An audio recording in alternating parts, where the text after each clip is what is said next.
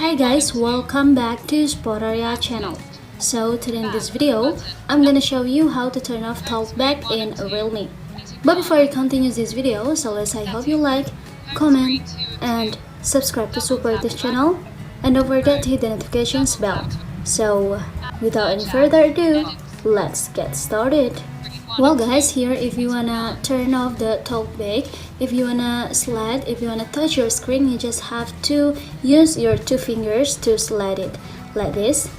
And if you use one finger, only one finger, is not work like this. So if you wanna open the application or anything, you just have to tap one tap first like this, and after that, if you wanna open it, you just have to double tap like this. And now in this settings page, you just have to scroll it down until you find here the accessibility option at the bottom. To open it, you just have to tap on the accessibility and now double tap to open it. After that, here you will see the Talkback option. Double tap again.